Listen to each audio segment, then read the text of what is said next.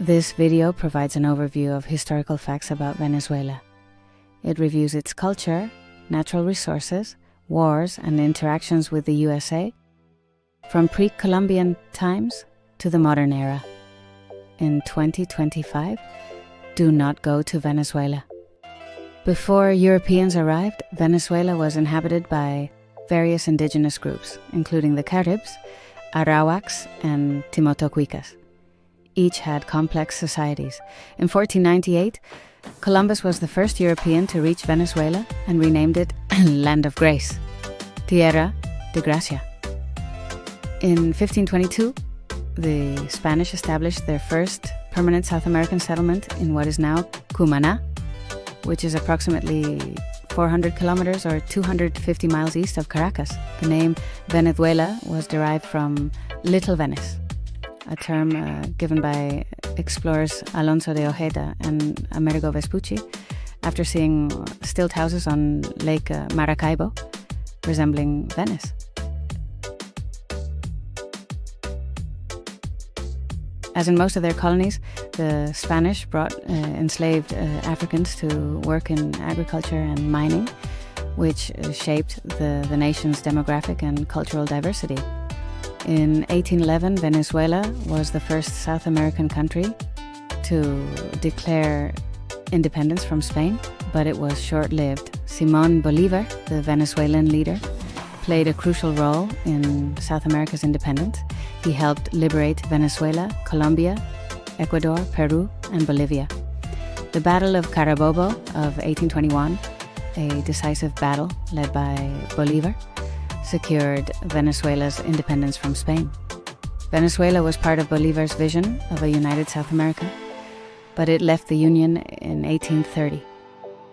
The discovery of oil in Lake Maracaibo in 1914 transformed Venezuela into a major global petroleum supplier.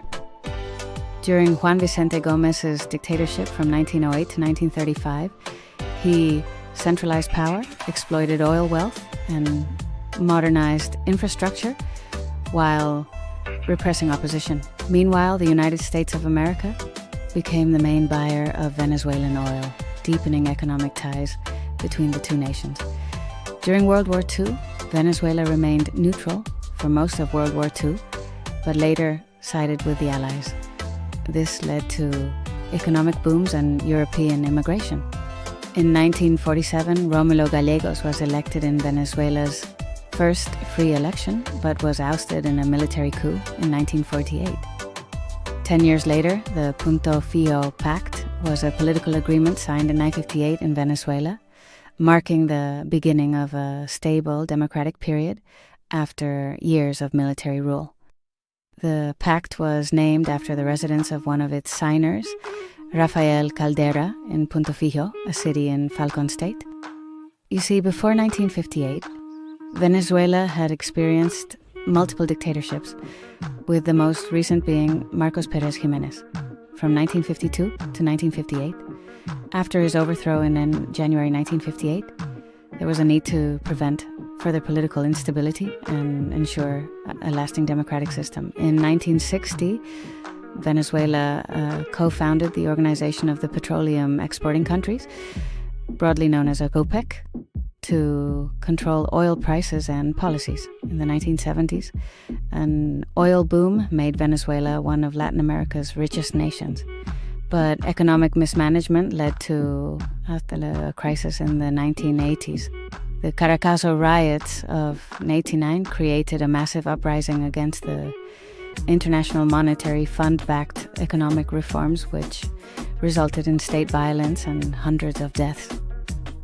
3 years later, in 1992, Hugo Chávez led failed coup attempts against President Carlos Andrés Pérez, which increased his political popularity, and Chávez was elected president in 1998. His election marked the rise of socialist policies in Venezuela. Chávez launched socialist reforms, nationalized industries, and increased government control over the economy. When U.S.-Venezuela tensions developed, relations soured as Chávez accused the U.S. of interference, especially after a failed coup attempt against him in 2002. From 2002 to 2003, a national strike by oil workers and opposition groups crippled the economy, but ultimately failed to remove Chavez. Chavez died of cancer in 2013, and Nicolás Maduro took over as his successor. Mismanagement, falling oil prices, and sanctions led to economic hardship, mass migration, and hyperinflation.